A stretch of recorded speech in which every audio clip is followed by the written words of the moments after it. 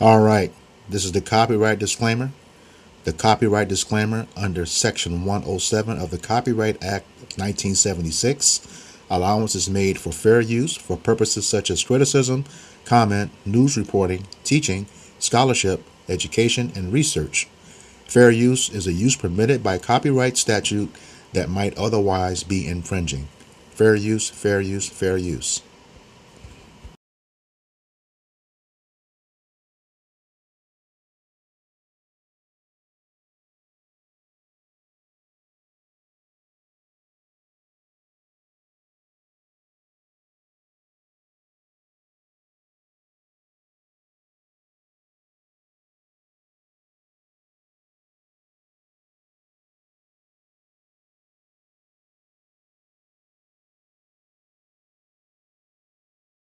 I'm a bit delayed in making this video, but I remember last week when the UN declared the transatlantic slave trade as one of the gravest crimes in humanity, Argentina voted no, and most people were surprised. Argentina is a country known for Patagonia, for the tango and for football, not for slavery and their role in it. And there's a reason why. Enslaved Africans began arriving in Argentina in 1588, and the slave trade flourished in their ports of Buenos Aires. By the end of the 18th century, 1/3 of Argentina was black. In some cities, more than 50% of their population was black. The tango, the celebrated cultural export of Argentina, has its roots in the Kingdom of Congo. The dance associated with Argentina was born from the people they enslaved. But what happened to them? President Domingo Sarmiento, who governed between 1868 and 1874, carried out what most historians call a covert genocide. It was a calculated method. He separated black community from Europeans. He denied them healthcare, which was at the time a death sentence when cholera and yellow fever swept the country. He imprisoned Afro-Argentines on fabricated charges and executed them en masse. He sent thousands into a war that he allegedly knew Argentina wouldn't win. And the resulting gender imbalance forced Afro-Argentine women into assimilation with white men. And by 1875, the government stopped registering African descendants in their census entirely. Today, Argentina reports 0.3% of its population as Afro-Argentine, from 1/3 of its population to less than 1%.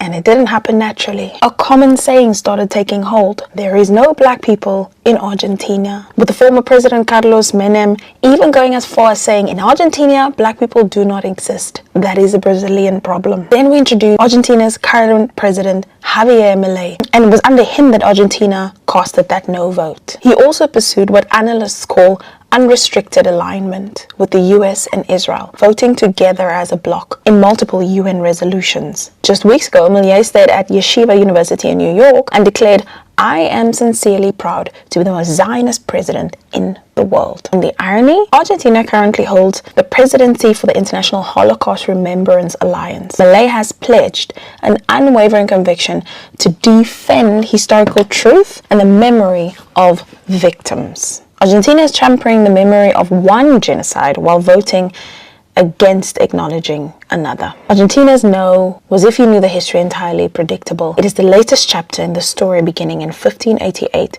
accelerated by President Sarmiento and sustained through policy and cultural amnesia ever since. A country that enslaved Africans, built an economy of labor, and killed them when they were no longer useful. But how long are they going to build their national identities on pure lies?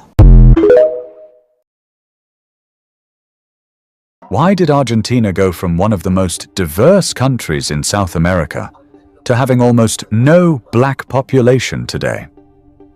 Here's the part of history most people never hear about. In the late 1700s, Argentina began a government-backed project called blanqueamiento, meaning whitening. The first step? Conscription. Black men were drafted first and sent to the front lines during the Wars of Independence and the War of the Triple Alliance. Casualties were devastating. The second step: divide the community. Black women were allowed into European neighborhoods, but black men were not. This pushed women toward interracial marriages, slowly diluting the black population over generations. The third step: systemic poverty. Black men were denied education and economic opportunities, leaving them vulnerable to deadly outbreaks like yellow fever, which wiped out entire communities. And finally, Argentina reshaped its identity. Buenos Aires was redesigned to look like Paris, and the government funded mass European immigration, encouraging white settlers to marry and build families. The result?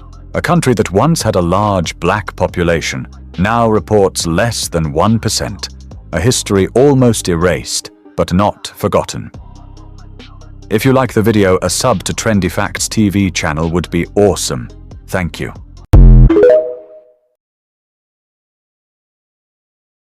1 in 3 people in Argentina was black African. Today, they're gone.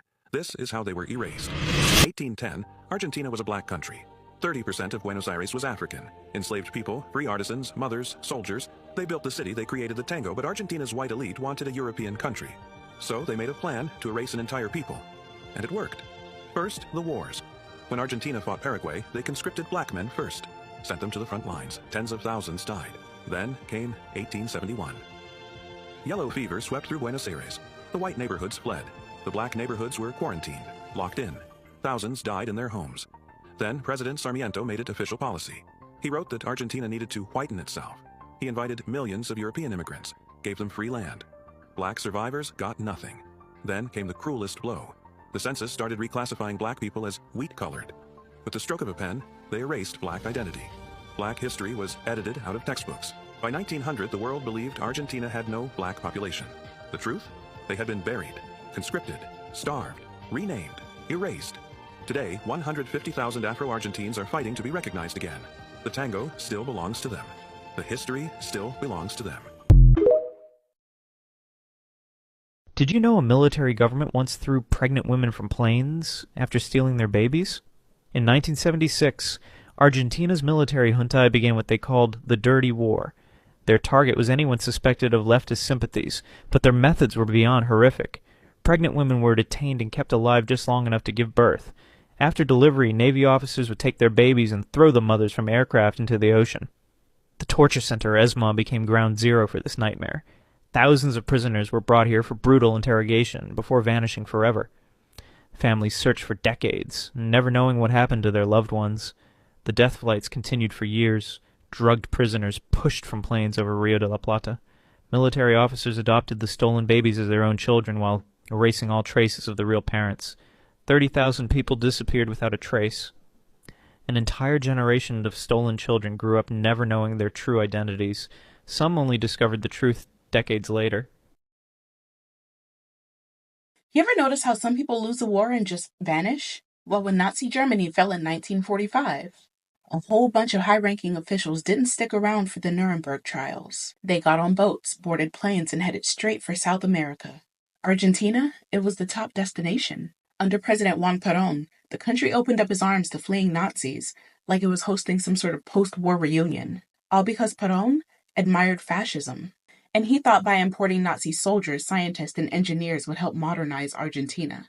So he created a rat line, which is a secret escape route through Vatican connections, Red Cross papers, and safe houses all across Europe. And who rolled through that pipeline? Adolf Eichmann, the architect of the Holocaust logistics. Joseph Mengele, a literal war criminal who experimented on children in Auschwitz. These weren't random soldiers, they were top brass. And Argentina didn't just tolerate them. They gave them new names, jobs, homes, even state protection. Mengele lived under aliases, practicing medicine without a license. Eichmann worked at a Mercedes-Benz plant before being kidnapped by Israeli agents and put on trial in Jerusalem. That's how protected they were. Whole war criminals just walking around grocery shopping, hiding in plain sight. And Argentina was not alone. Chile, Brazil, Paraguay, Bolivia, they all took in Nazi fugitives. In fact, over 90,000 SS officers and collaborators are estimated to have escaped to South America in the years following World War II. And let's be clear, these weren't just people following orders. They were hiding from justice. When people talk about accountability after war, remember this. A whole generation of war criminals lived out their days, sipping espressos in Buenos Aires, because global power isn't always about guilt or innocence. It's about who's willing to hide you and who benefits from the silence. I am proud of being an Argentinian, but it's really hard for me because I always have to explain why I'm black. Argentina has built its identity on whiteness, but Afro-Argentines are pushing to restore the country's black history that the government has largely suppressed. There was a discourse of genocide because governments say that we don't exist. Schools erased us from history. So Argentina is said to be white, to be culturally and to look white, phenotypically white. So that's why it was discursive, because we are still here. In the 18th century, large populations of Afro descendants were present in Argentina. In fact, hundreds of thousands of enslaved African people were forcibly taken there, long before the biggest waves of European migration in the country. But many of them say the country has built a national identity rooted in whiteness, making it hard to identify as a person of color. People think that we don't exist. Argentine people ask us where we were born. Not only in Argentina. If I go to Brazil, if I go to Uruguay, if I go to the US, people don't believe my nationality. They don't believe I'm an Argentinian. It's horrible because I don't feel, or people don't make me feel as I am part of the country. In 1778, black people made up about 37% of Buenos Aires. But by 1887, city records showed black people making up less than 2% of the city's population. Now, that's not because they left or disappeared, but because the government stopped including race in its collection of census data. Race wasn't even included as a census category again until 2010.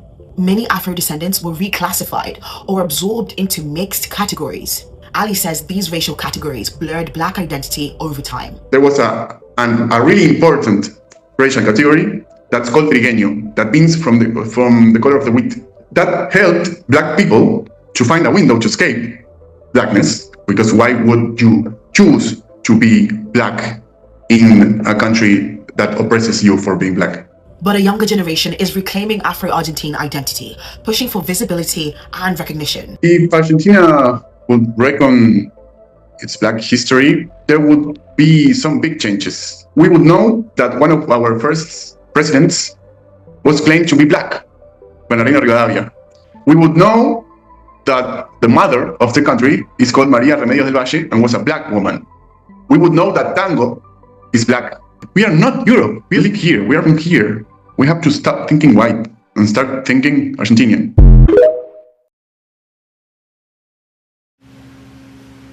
All right, Shalom. We are the Hebrew Israelites from the Indianapolis branch of the Great Millstone.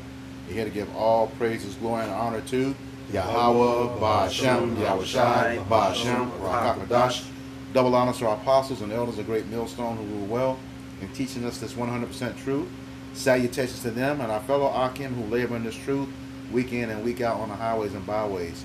Also salutations to the hopeful elect of the scattered 12 tribes of Israel, scattered to the four corners of the earth, that be like unto the speckled bird, also known as your Israelite foreigners and your so-called Negroes, Latinos, and Native Americans. To you, we say Shalom. Shalom. All right. Today is another installment of our camp series called For Thy Violence Against Thy Brother Jacob, where we go into the deep history of Esau Edom, who was a so-called white man, his treachery against the 12 tribes of Israel. Okay, not just here in America, but abroad, wherever we were scattered to, and that's becoming evident. Today we're going to cover the northern kingdom of Argentina, which is the tribe of Asher. Okay, predominantly down in South America, and what Esau did to them. Now we'll be going into this article says correcting Argentina's dark past, and it's from a website called it's called theeconreview.com.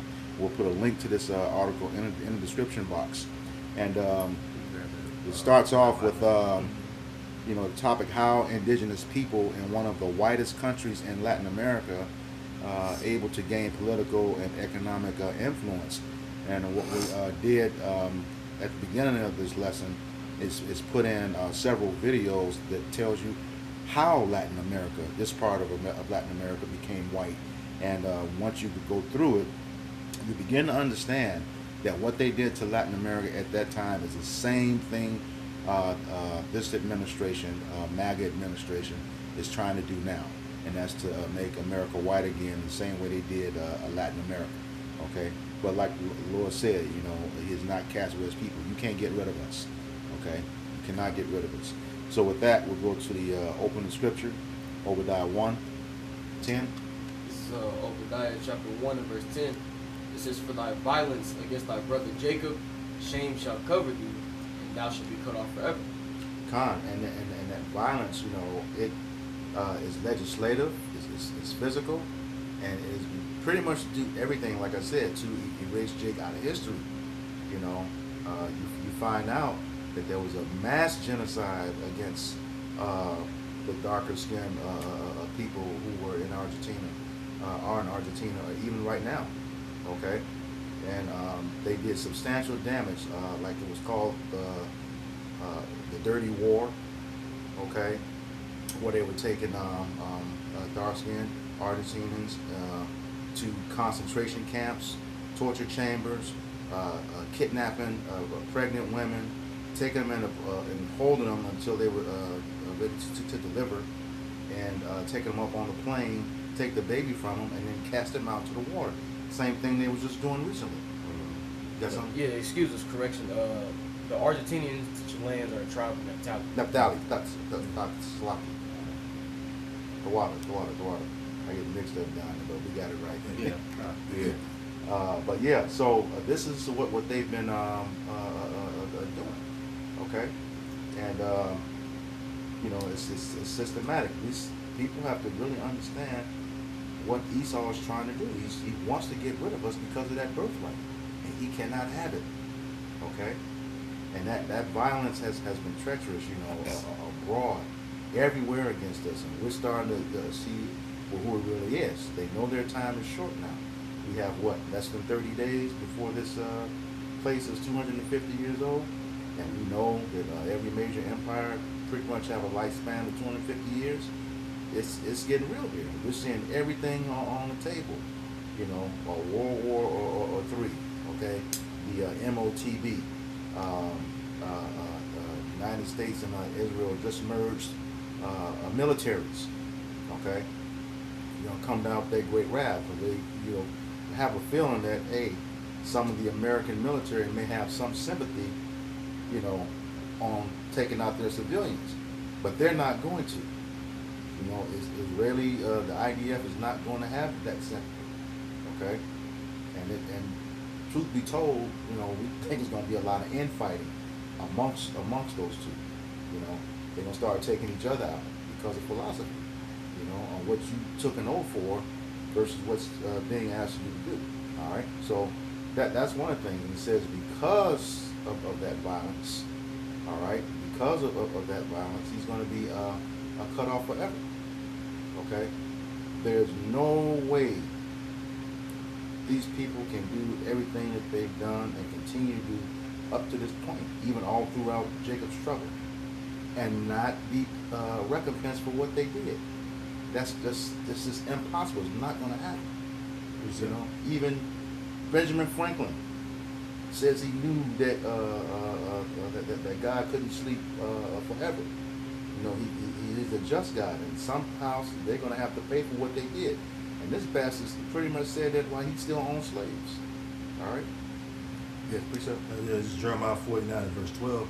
For thus said the Lord, Yahweh Bashim al-Shah, behold, they whose judgment was not to drink of the cup have assuredly drunken.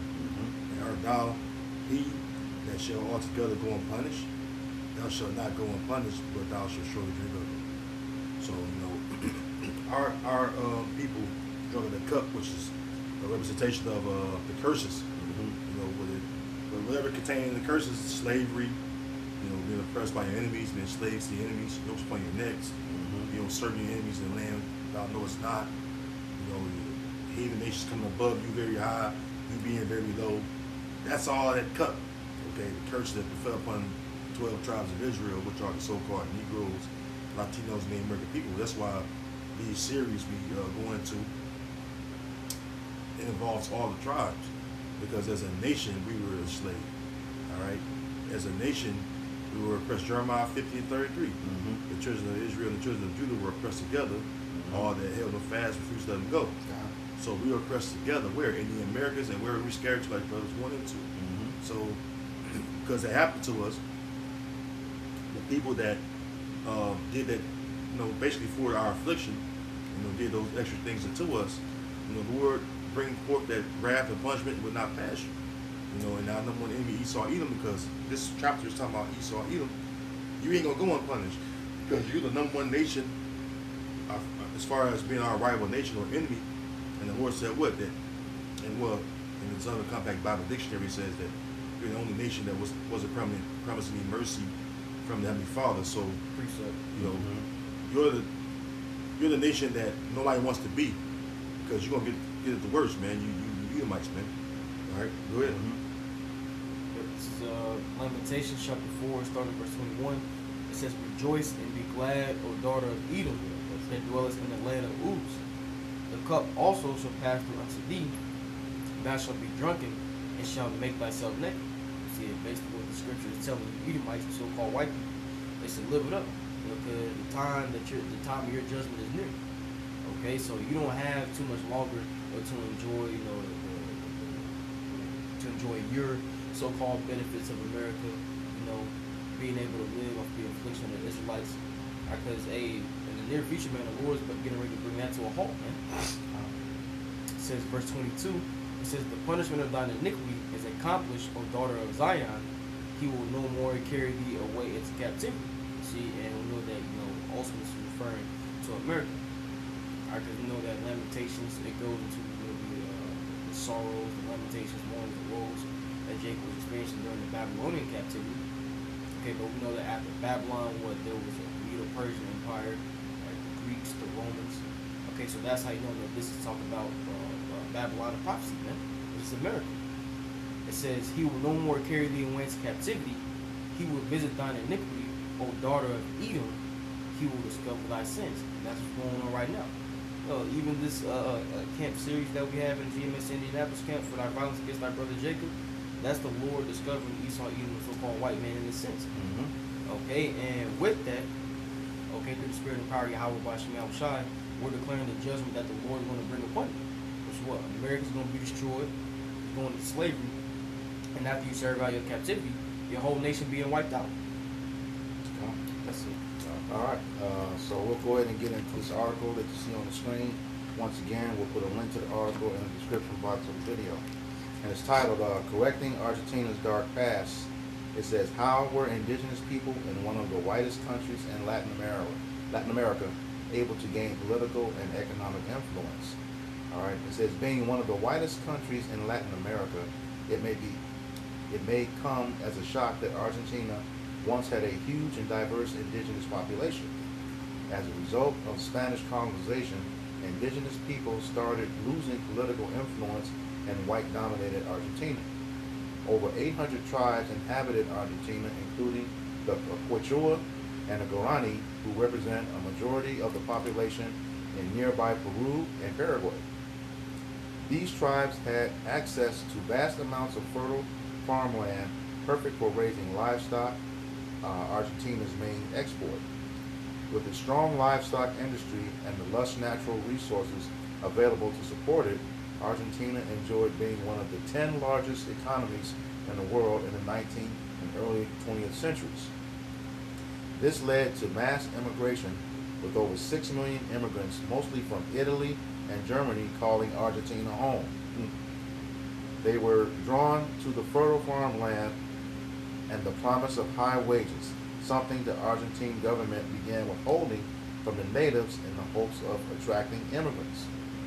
This led to increased tensions between European immigrants and indigenous people over land, with the Argentine government siding with European immigrants, forcing natives into poorer rural areas of the country. With immigration increasing until the 1920s, native land shrunk in size. And that sounds a whole lot like the Indian Removal Act. Yep, you know, that's going over here. Yep, 1830. Andrew Yep. Jackson. What you real quick, if you notice, it's the same playbook. Yeah. And then on top of that, the nation of Israel, the so-called nigga like you in the Americans, we're warriors, man. You know, we didn't just surrender our fucking land, man. You know, that time was down there fighting for their land. And what happened is, by them being conquered already by the Spaniards, peaceadores, you know, the government, it says Argentinian government, that was already overran and basically run by the Edomite power structure. So that's why they gave it to the Edomite immigrants, so to speak.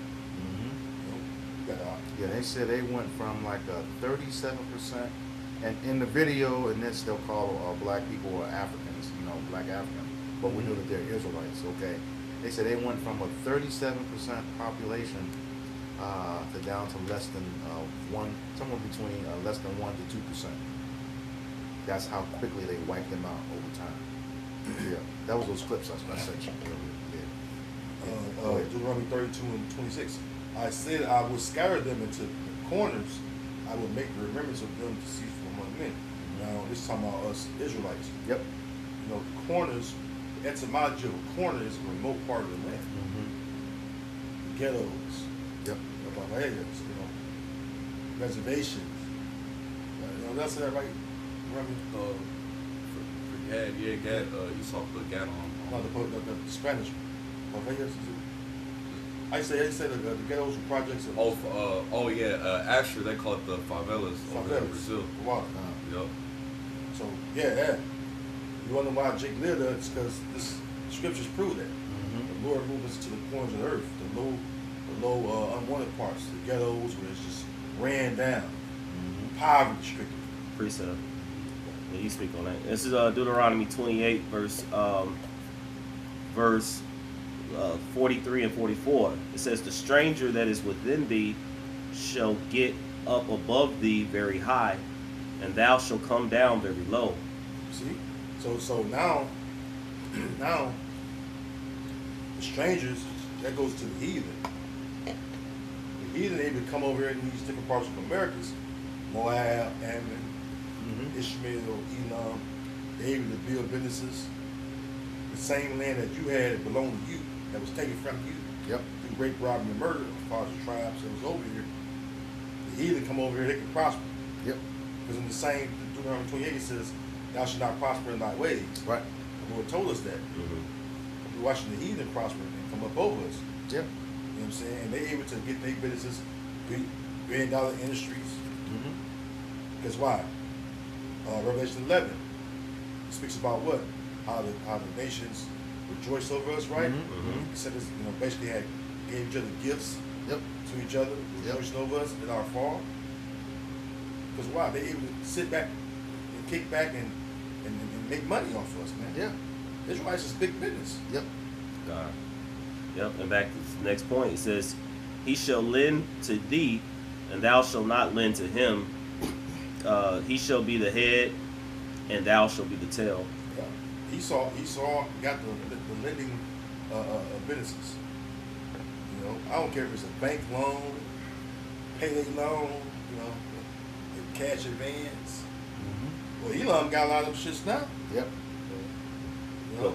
But it even like in the article, the point that he made was that when they started seeing this influx of immigrants, Edomite immigrants coming in, they seen, oh well, we need to start giving more benefits for them to even come into the land, and they started to, of course, ostracize or push out, the benefits from the actual natives, which were the Israelites. Exactly what they did with systematically. The Dawes Roll. Having Esau come over here to America, which is what they call. That's why they call them $5 Indians. Say you an Indian and they give you this land. Pay for it. Yeah, pay for it. And another movie that Backyard points up to, Killers of the Flower Moon, show you that. They show you. Seen that yet. Yeah, they show Esau giving loans to Edomites that was able to marry Gadite women and shit. Yeah. Secure certain portions of the land, get loans and shit, expand they shit. Yeah, man. Yeah. Because no, you go ahead. You go ahead. No, I'm done. Just going. Yeah, let's get back in. Get back to the article. Yeah. Okay, back to the article. It says increasing economic and social tensions between indigenous Argentines and European immigrants have led to mass killings of indigenous people. And like I said, that's at the beginning of this lesson. You saw evidence of that. It says in 1920, the Argentine government was already in a decline, with income equality being at an all-time high as well as inflation.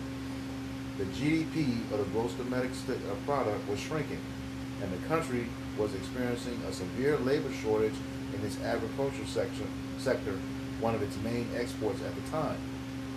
The Argentine government prioritized incoming European immigrants over indigenous tribes when distributing farmland, forcing millions of indigenous people to instead search for work on fields that once belonged to their ancestors. Ain't that some shit?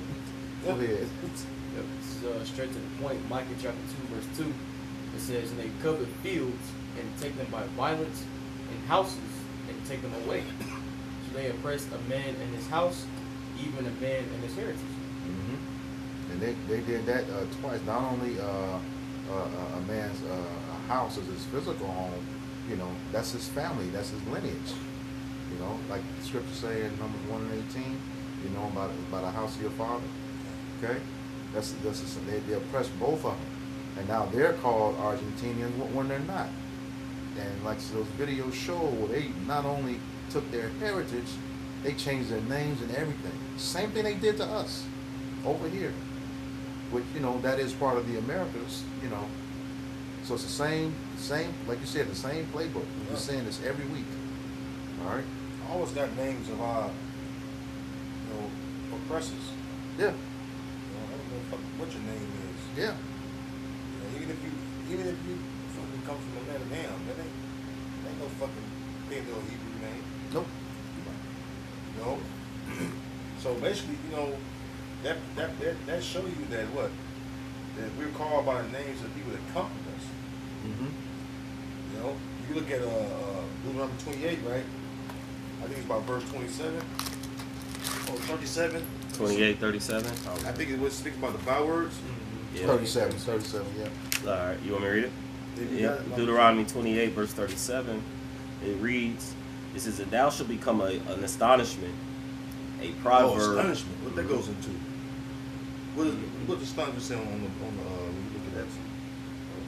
Yeah, Edom, fine. Yeah.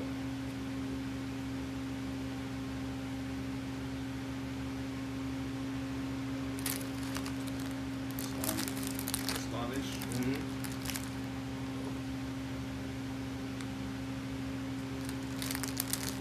I got it in the book too. Yeah, go ahead and read whoever got it. Read what you got. Say, here in outline of biblical usage, it says waste, horror, appallment. Waste, horror, appallment. Mm-hmm. When they look at us, they appall. Oh, they hiss and wag the head, the daughter of Jerusalem. Well, it's also appalling from the standpoint that we know that Esau is the base man, the lowest in society. If we take on his heritage, his name, what does that say about us? The people who are special people unto the Lord himself, a peculiar people. You take the highest of the highest, the holiest of the holiest, and made them base. Yep. Just by name alone. Yep. But the nations, they really are, like when they see us, yeah.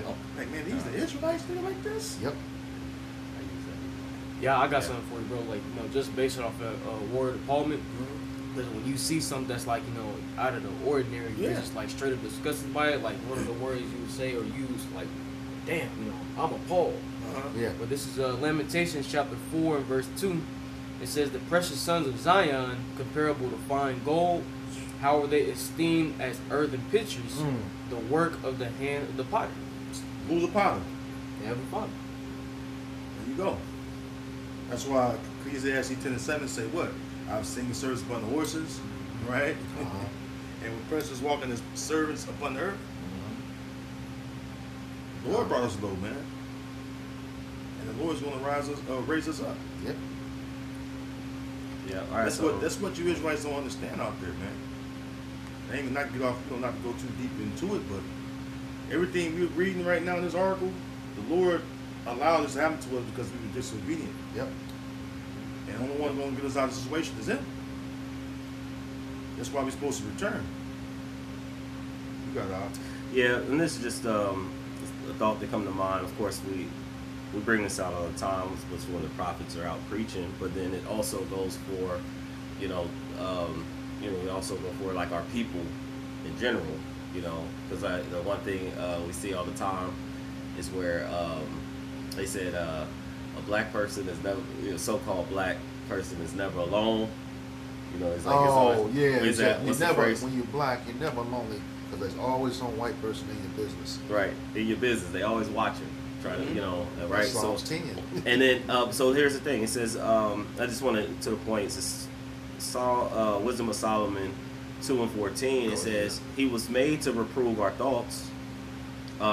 He is grievous unto us, even to behold. For his life is not like other men's. His ways are of another fashion. So that's also part of when they see, they're envious. They see the land, they see the people, they see the women. It's beautiful. And one of the things is, okay, let's somehow separate them from the men. And one of the videos, you see where they purposely set laws to where the men couldn't go over one side of the city. Yep. Right? And then the scriptures tell you about, a woman gadding abroad, right? And she's a weaker vessel. Now you keep them from the man being able to work and actually provide for his woman, and then she goes across, we say, like in some cases here in the Americas, they go across the track, across the bridge. Anytime black men get over there, they're strung up or beaten or put in jail, but the woman, she can go and roam freely, and then they take advantage, of her. Or she sees certain things on this side, and she's like, hey, I like it more on this side, but not understanding that these were systematically set up. Because what the scriptures say also, it's a rock. Where there's no hedge, the possession is spoiled. Yeah, exactly, perfect. Yeah. So, see further? Yep. Hey, you got some out? Oh, I was looking up the priest. Y'all. Okay. Back to the article. It says the Quam, Q-O-M, a prominent tribe in northern Argentina, were forced to work on cotton plantations owned by European farmers, as it was the only job the Argentine regime allowed them to have. Like other tribes at the time, they lived off vouchers and were taxed for the cotton that they harvested. What kind of crap is that, man? It sound like a sharecropping. Yeah, but this one, they're taxing you on what you did for them. Right. That's some straight BS. They do that today. We make money at these fucking jobs and shit. They take it on. Subject to payments. Pull up sharecropping real quick. Which even when you deal with Jay, the 5th chapter talks about wages kept back by fraud. And which fraud is dealing with deceit. Because they tax our paychecks and things of that nature. Say, oh well, it's going to fixing the roads and fixing the infrastructure, so on and so forth. But it's really funding the fucking gun arrest, man. Yeah. Because the roads ain't being fixed. And then when you do fix it, you put the cheapest shit down right in this subdivision. I watched them lay that stuff down in April of 2025, and it was gone by the end of the year. It started decaying already again. And what's so crazy about that part of the subdivision was turned over to the city to do it. So they're putting down cheap stuff, but you don't see this stuff up in Esau's neighborhood. Carmel. And it's supposed to rain and storm this whole week, so shit. We know because when that rain and snow shit come, that shit is going on. Going good. You had something? What? All right, back to the article.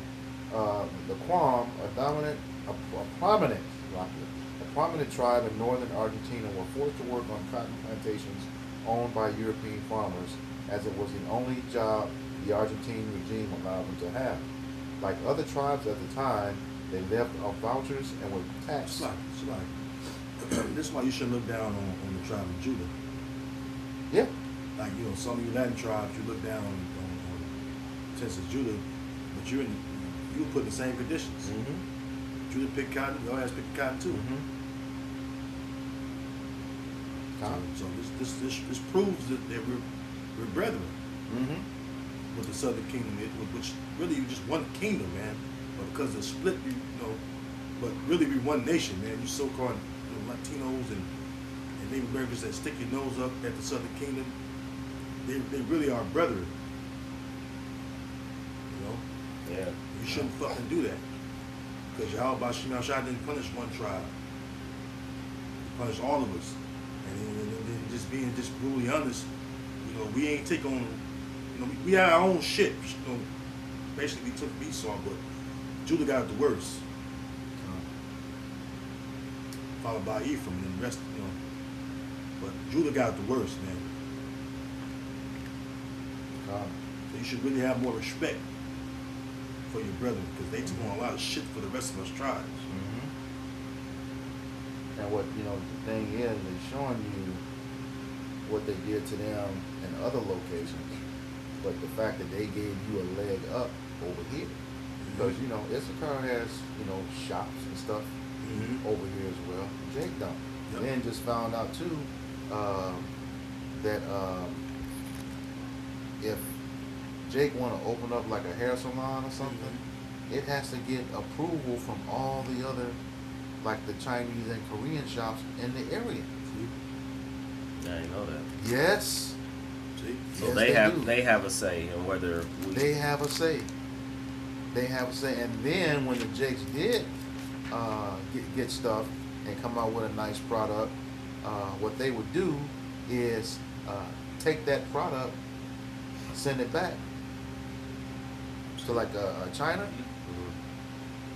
formulate it much cheaper, and send it back, and then undercut your profit. So whatever discount you would put it like this, they could manufacture it for much less than what you could buy it for at a discount. All right. Yeah. And then so when you go put a markup on it to make profit off of it, they can do this. They can still buy it cheaper, mark it up, and get more profit off of it than you. Well, and here's the thing, what it is that they take advantage of us because we're under the curses. Yeah. Because we know, and Esau, he plays his part in that, because it says his eyes shall be evil toward his brother. Yep. Right. So we know that he's playing everybody against each other. You know, I got the Proverbs going on. Yeah. Because now, like you said, they're able to migrate over here. They got, you know, they may have a lot of Mexican restaurants. You know, you got a lot of Argentinian spots, and then they find themselves to think that they're different and better than the people who were already here enslaved, Jake. You know, and in actuality, they gave you those benefits, but then also made you look down upon your brother. Yep. You know, so now that we're more separated, you know, they can actually still divide and conquer. They benefit from it. You know. And they're forgetting that what? They're forgetting history. Yeah. Because we're going into the history of the Naphtali tribe. So you forget the history, how the same man that's doing the same shit to your brother did that to you, and you fucked up too. Yep. Yeah. You know? And just because of those high, like you said, those high prices, I remember, you know, you grow up and you used to have, like, somebody would have a, you know, you say black owned, buy black owned, right? You know, that term. And so you would try to patronize these places, and yeah, you walk in and you look, and you might look at a bottle, like, let's just say milk, you know, be like $2 higher.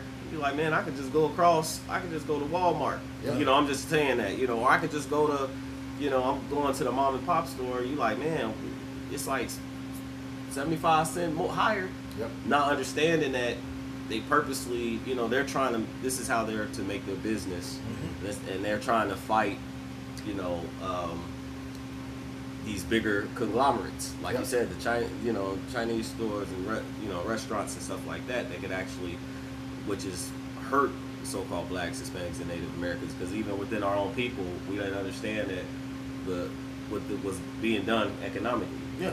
You know, but those same things that they've done is falling upon their own heads, right? Because when that time of the COVID happened, you know, a lot of these mom and pop stores were the ones that were complaining. Yep. A lot of these stores, you know, had to shut down and couldn't really continue on. You know, so the things that you did to our people, you know, is coming back, you know, to what do we say? Recompense. Recompense. Yeah. Wow. Oh, I'm gonna grab this real quick. This is the book of Proverbs, chapter 6, and I'm gonna read verses 16, then jump down. It says, "These 6 things doeth the Lord hate, yea, 7 are an abomination unto him." So these are filthy, wicked acts. And of course, Jump down to verse 19. It says, or actually 18. It says, an heart, which is a mind, the Hebrew word lab, that deviseth wicked imaginations, because Esau has been in the mix of all of that. You know, setting the laws, these unrighteous decrees. You know, I always keep bringing up the man out of the house rule. They say man out of the house, but it was the so-called black man out of the house. All right. A lot of times, even when Gad, they came here, they attacked the man. You know, made them sick, made them weak, gave them fire, water, certain ways to, you know, weaken the man, and then you can conquer the women and children. All right. Read it again, Bible Shop. Yep. It says, "An heart that deviseth wicked imaginations." Heart that deviseth wicked imaginations. Mm-hmm. That's still that Proverbs 4:16. I'm holding that. You holding that? Yeah. You can bring it out real quick. Proverbs 4:16. He says, "For they sleep not, except they have done mischief." And that's the elites, man. Yeah. They devise iniquity upon their beds, and the morning is light. They practice like it a tool. It says, and their sleep is taken away unless they cause some to fall. That's what the brother's going into. Yeah, read the next verse. I like that. It says, verse 17, "For they eat the bread of wickedness and drink the wine of violence." Because this is how they live. They eat, sleep, and breathe. You know, this is their spirit. You know, and when we read Proverbs 6:16 through 19, this is pretty much what makes up who they are. You know, as a nation of people. You know, Esau, Edom, so-called white man. But then he says, going back to your point, verse 18, "A heart that deviseth wicked imaginations, feet that be swift to run into mischief." See? Yeah. And it says, "A false witness that speaketh lies," because a lot of times what you will find is there's propaganda that gets pushed about the people before they start to impose or create new laws or to impose these different restrictions and movements of people, you know, of the so-called blacks, Hispanics, and Native Americans. If you can control those people, you know, your wealth continues. If you look at all the kingdoms before, the brother brought it out, you know, going all the way to, you know, the Assyrians, the Babylonians, the Greeks, the Romans, Medo-Persians, not in that order. You find that all of them, when they rose to prominence, they became that much more prominent because they had Israel under their control. Okay, complete. Even the first Egypt, you know, they had Israelites under their control. So that, as the Lord said, you know, we're His people. That doesn't change. So whoever has Israel under their control, you know, their land is prospering. It's no different with here in the Americas. So then they went over to Argentina, and they had Israel. They found a way to put those Israelites into certain restrictions, and then they began to prosper. The people that came in began to prosper and build up, as we read in the curses. So then it says, "A false witness to speak lies." They set the propaganda, and then he that soweth discord among brother, and then they sit back and they, you know, the false accuser, now look at them fighting against each other. Now there's a colorism thing because you done sowed tares, as Yahushua made mention of in the scripture. You know, it's like now you got tares amongst them. You got this colorism amongst the tribes. You know, I always hears it like, "Me not black papa," you know. Black papa. Right. So, but and then now you can't. They don't have certain accesses. You know. They don't. You know. You definitely can speak on it. Black papa experience. You know. Ephraim as a cake not turned. God. Black papa mixed himself among the people. And they use that against they put that in there, that propaganda. So now we got a lot of infighting on things that are very trivial, like I said, color, you know, and we know that's a big thing here in the Americas. Yep, light skin, dark skin. Yeah, light skin, dark skin, young, old. Actually, that's part of the curses too. You shall not show favor, you know, or no, not the favorite part, but it was like you had the young against the old. You got the women against the men. You got So there's a huge clash there. Spirit of division. He saw, perpetuated a spirit of division within the tribes. You know, it all goes back to slavery, man. You know, he would have, you know, the dark skin, you know, Israelites, you know, he pretty much, you know, created a culture with the tribes to hate each other, man. You know, to be separate for you know, even when it comes down to things is skin tone, man. You know, which Israel as a whole, you know, we're all different shades of brown.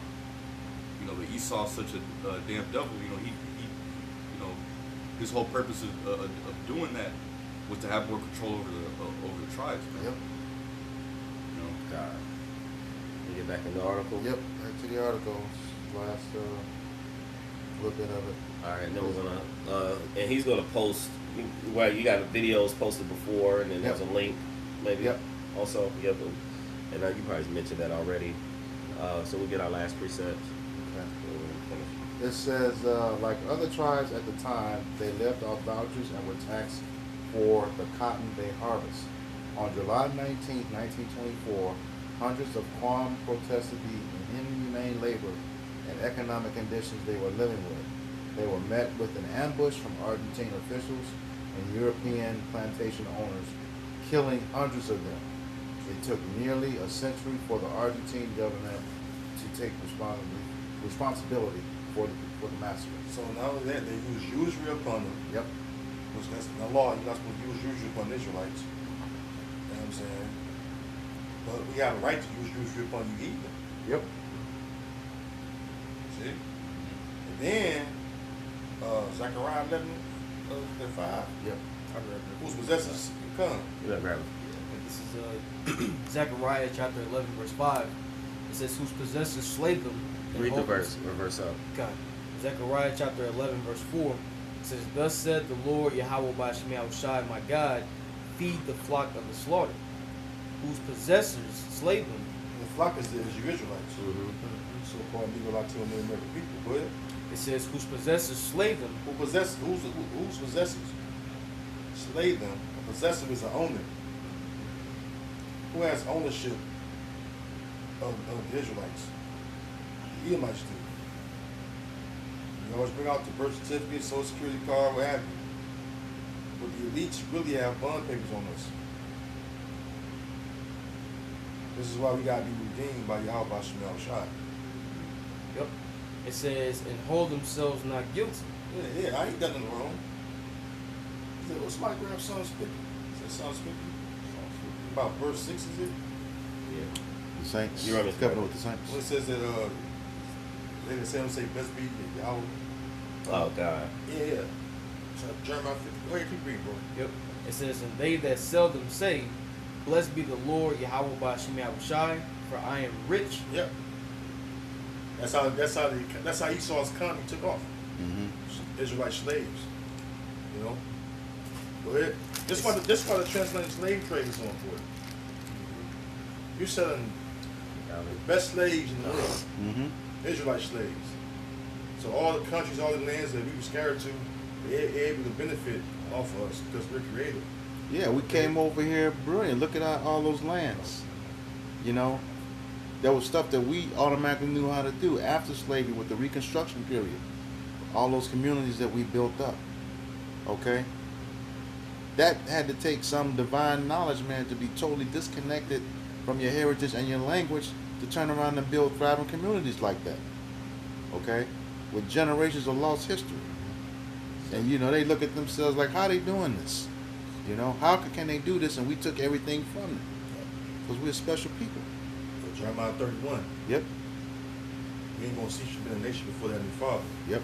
You know, read that about the shop. God, this is Jeremiah 50 and 7. It says, all that found them have devoured them. Yeah, they did. Look, the Spaniards, the Conquistadors, Edomites. That's who you are, man. That's the names you was going by, but you really the Edomites that found us by using the scriptures. And the Lord guided you over here by way of the chariots. You know, St. Elmo's fire, all the counts we got that let us know that the Lord really led you mites over here to find us northern tribes. Okay. It even show you in that movie 1492 how them devils use Ezra's to know where the tribes were. The land was called Ashereth. Yeah, which means what? Another land. Yep. Yeah, I think somewhere in the Jewish encyclopedia it tells you that Arsaret, it is America. Yep. Because it says it in 2nd Ezra 13. Yep. A land where never mankind dwelt, right? Another land, right? But Arsaret goes to what? Kar-Ratazah. Kar-Ratazah is another land where never mankind dwelt. It's Americans. But who the first to really inhabit or live over here? It's us northern tribe Israelites. Leaving the Assyrian captivity, the Lord guided us over here. That's what 2nd Ezra 13 about. Because you look up the fact that they had the apocrypha to find us. Yep. That leads you to wrong chapters. Yep. Chapter is chapter 13 in 2nd Ezra. What land where never mankind dwelt at? The Western Hemisphere. Where? I mean, Solomon was over here, but he didn't live here. Well, his navy. Yeah, his navy. We always so that's bro. You know how long ago that was? Doc? Yeah. So we always knew about thousands of years. We knew about this land way back when. Yep. So yeah, we knew about this land. Yeah, Ham left a landmark in this land. Omet. But who the first inhabited? Yep. It'd be us. And it says, and their adversaries said, we offended not, because they have sinned against the Lord Yahweh Shai, the habitation of justice, even the Lord Yahweh Shai, the hope of their fathers. Yeah, so yeah, we did. We did sin against our power. That's why our power allowed you to come and do, basically enslave us. But you afforded our affliction. But that's what this brother Reed was affording an affliction. Taxing what they're fucking bringing in as far as cotton bales and shit. Yeah. That's usually like a motherfucker, man. Then you kill them off when they complain about it. Like it says what? The poor man had been wrong and been wrong. He must treat with all. Poor man, grab that box. That's like Sirach 13. Yeah, around verse 4 or 5, somewhere around there. That's basically maybe Sirach 10. Somewhere around there. But that's what was going on. Yeah, Sirach 13. Sirach. This is Sirach chapter 13 verse 3. Sirach of Ecclesiasticus chapter 13 verse 3. It says the rich man hath done wrong, and yet he threatened wrong. Yeah, man, you done have tally wrong like a motherfucker. When they speak up about it, and they out of pocket, they out of line. Go ahead. Yep. It says the poor. But you doing the wickedness. You doing the evil shit to them. Go ahead, bro. Yep. It says the poor is wrong, and he must entreat also. Yeah, ain't that a bitch? You gotta. You punch me in the face, and I gotta apologize for it. Bottom line. You gotta take it. You gotta take it. And not complain about it. Not say anything about it. When motherfucker warning against you, you gotta just take the shit. No, man. That's why we gotta come back to Yahweh Shai, because it says what? That the Lord gonna fight for us. The Lord gonna fight and act on our behalf, man. And he's gonna right all the wrongs that been done to us by you heathen, man. Stalin, Esau, Edom. There's a lot of shit been done to us that we ain't even tapped into yet, but in the kingdom, we're gonna put it all on the table. And we're gonna repay you according to Yahweh Shai anger and fury. All right. All good? All right. Okay, anybody got anything else? Okay. All right, so with that, we hope this lesson was edifying to the elect body of the nation of Israel. Once again, we're going to give all praises, glory, and honor to Yahweh, Ba'ashem, Yahushai, Ba'ashem, Rakakwadash. Double honors to the apostles and elders of Great Millstone who rule well in teaching us this 100% truth. Salutations to them and our fellow Akim who labor in this truth week in and week out on the highways and byways.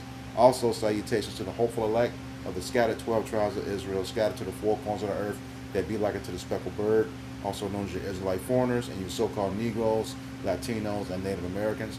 To you, we say Shalom. Shalom. Kwam Yasharala. Kwam Yasharala. Abab Abab. Abab Abab. All right, we got next. Shalom. Shalom.